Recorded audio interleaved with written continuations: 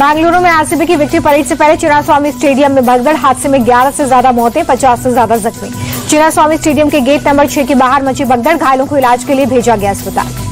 Stadium के बाहर उम्मीद से ज्यादा फैंस की भीड़ उमड़ी, पेड़, दीवार, गेट पर लटके थे फैंस। बेकाबू भीड़ को काबू करने के लिए पुलिस ने किया लाठीचार्ज।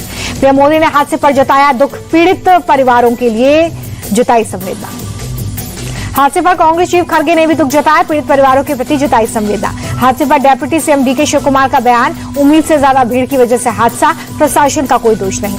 डीके शिव कुमार ने विपक्ष के आरोपों का जवाब दिया, कहा कि राजनीति नहीं, मेरा काम लोगों को सुरक्षा देना। हादसे को लेकर बीजेपी ने कांग्रेस को घेरा। प्रहलाद जोशी बोले कि बदइंतजामी की वजह से भगदड़ मची, प्रोग्राम को लेकर कांग्रेस सरकार ने कोई प्लानिंग नहीं की थी। कर्नाटक बीजेपी अध्यक्ष ने हादसे में घायल लोगों से की मुलाकात, अस्पताल जाकर हालचाल जाना। बीजेपी प्रदेश अध्यक्ष बीवाई विजेंद्र ने मामले की न्यायिक जांच की मांग की, कहा कांग्रेस सरकार इस त्रासदी के लिए जिम्मेदार। बीजेपी नेता तेजस्वी सूर्या ने कर्नाटक सरकार को घेरा, कहा पीड़ितों के लिए मुआवजे और उचित इलाज का इंतजाम हो। आईपीएल चेयरमैन ने हादसे से पल्ला झाड़ा। इंडिया टीवी से बातचीत में अरुण धूमल ने कहा कि भगदड़ से पहले कार्यक्रम की जानकारी नहीं थी, हादसे के लिए प्रशासन जिम्मेदार। बीसीसीआई ने भी हादसे पर पल्ला झाड़ लिया है। चेयरमैन राजीव शुक्ला ने कहा कि हादसे के लिए सरकार नहीं, भीड़ जिम्मेदार है, ऐसे हादसे कहीं भी हो सकते हैं। हादसे पर बीसीसीआई के सचिव देवजीत सेकिया ने दुख जताया, कहा कि प्रोग्राम को प्लानिंग के तहत होना चाहिए था। आरसीबी ने फैंस के साथ हुए हादसे पर दुख जताया, कहा कि मुश्किल की घड़ी में हम सब आपके साथ हैं।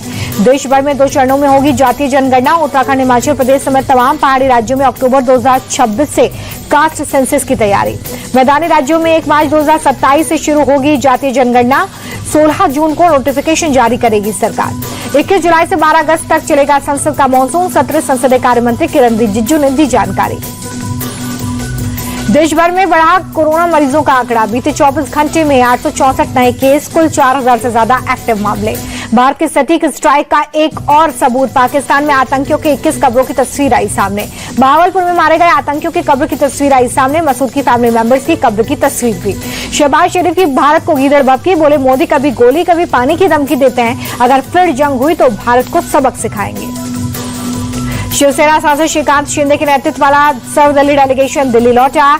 यूएई, लाइबेरिया, कांगो और सिएरा लियोन का दौरा कर पाकिस्तान को किया बेनकाब। विदेश दौरे से लौटी बीजेपी सांसद अपराजिता सारंगी का बयान, कहा कि हम जहां गए हमें पूरा समर्थन मिला। बेल्जियम पहुंचा रविशंकर प्रसाद की अगुवाई वाला डेलीगेशन। ब्रुसेल्स में महात्मा गांधी की प्रतिमा पर पुष्पांजलि। पंजाब पुलिस ने पाक समर्थित जासूसी नेटवर्क का पर्दाफाश किया। रैकेट का मुख्य आरोपी यूट्यूबर जसबीर सिंह गिरफ्तार। कोर्ट से जसबीर सिंह को 3 दिन की पुलिस रिमांड। पंजाब पुलिस और एजेंसी करेगी पूछताछ। पाकिस्तान के लिए जासूसी करने वालों पर एक्शन। तरन तारण से गगनदीप नाम के शख्स को पकड़ा, 20 से ज्यादा आईएसआई हैंडलर्स के संपर्क में था। राहुल के बयान पर सियासी घमासान। बीजेपी चीफ जेपी नड्डा बोले सरेंडर करना कांग्रेस की पुश्तैनी आदत। जेपी नड्डा बोले कि सेना के शौर्य को सरेंडर कहना देश का अपमान है। राहुल का बयान देशद्रोह से कम नहीं, पाक प्रधानमंत्री भी ऐसा बयान देने की हिम्मत नहीं करेंगे। राहुल गांधी के बयान। सुधांशु त्रिवेदी बोले राहुल गांधी अपरिपक्व बयान दे रहे हैं, उनकी मानसिकता खतरनाक है। राहुल गांधी पर निशाना साधते हुए सुधांशु बोले सरेंडर शब्द का इस्तेमाल कर राहुल ने सेना का अपमान किया। भारत किसी के सामने सरेंडर नहीं हो सकता।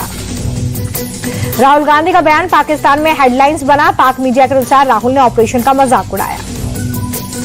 दिल्ली के पूर्व डिप्टी सीएम मनीष सिसोदिया को एसीबी का समन। दिल्ली के पूर्व मंत्री सत्येंद्र जैन को भी एसीबी का समन। सरकारी स्कूल के क्लासरूम निर्माण के कथित घोटाले में समन। सत्येंद्र जैन को 6 जून और सिसोदिया को 9 जून को बुलाया। दिल्ली में रक्षा मंत्री राजनाथ सिंह ने ऑस्ट्रेलिया के डिप्टी प्रधानमंत्री के साथ की बैठक, कई द्विपक्षीय मुद्दों पर बात। राम की नगरी अयोध्या पहुंचे एलन मस्क के पिता एरोल मस्क का, भारत एक अद्भुत जगह, जितना संभव हो सके लोगों को आना चाहिए। यूपी के रायबरेली में रास्ते के विवाद में खूनी झड़प, 2 पक्षों में जमकर लाठी डंडे चले, 4 लोगों की हालत गंभीर। 20 साल पुराने विवाद को लेकर 2 पक्षों में पत्थरबाजी, वीडियो वायरल होने के बाद पुलिस ने केस दर्ज कर जांच की शुरू। मुजफ्फरपुर मामले को लेकर चिराग पासवान ने सीएम नीतीश कुमार को लिखी चिट्ठी, सभी आरोपियों को गिरफ्तार कर सख्त सजा की मांग। मुजफ्फरपुर रेप और मर्डर मामले पर डिप्टी सीएम सम्राट चौधरी का बड़ा आश्वासन, का सरकार स्पीडी ट्रायल चलाकर कार्रवाई करेगी। सुप्रीम कोर्ट ने मध्य प्रदेश सरकार को भेजा नोटिस, रेत माफिया पर रिपोर्टिंग करने पर पुलिस थाने में कथित तौर पर 2 पत्रकारों की पिटाई का मामला। दिल्ली में पुलिस और बदमाशों के बीच में मुठभेड़, एनकाउंटर में भाऊ गैंग के शूटर दीपक के पैर पर लगी गोली। दिल्ली में अवैध बांग्लादेशियों की धरपकड़ जारी, 18 बांग्लादेशी नागरिकों को पकड़ा, 4 के पास से बांग्लादेशी पहचान पत्र बरामद। मुंबई एयरपोर्ट की पार्किंग में जमकर लात घुसे चले, ड्राइवर्स और गार्ड्स के बीच में मारपीट। मुंबई में कई इलाकों में तेज बारिश, भारी बारिश के चलते जगह जगह जल भराव, ट्रैफिक हुआ स्लो। राजस्थान के जयपुर में भारी बारिश, सड़कों पर भर गया पानी, गाड़ियों की धीमी हुई रफ्तार। 226 अंक चढ़कर 80,998 पर बंद हुआ सेंसेक्स। निफ्टी में भी 77 अंक की बढ़त। यूएस डॉलर के मुकाबले रुपए का भाव 29 पैसे गिरा। एक डॉलर की कीमत 50 रुपए 90 पैसे। सोने की कीमत में हल्की बढ़ोतरी। देश की राजधानी दिल्ली में 1 लाख के करीब पहुंचा सोना। 10 ग्राम सोने का भाव 99,830।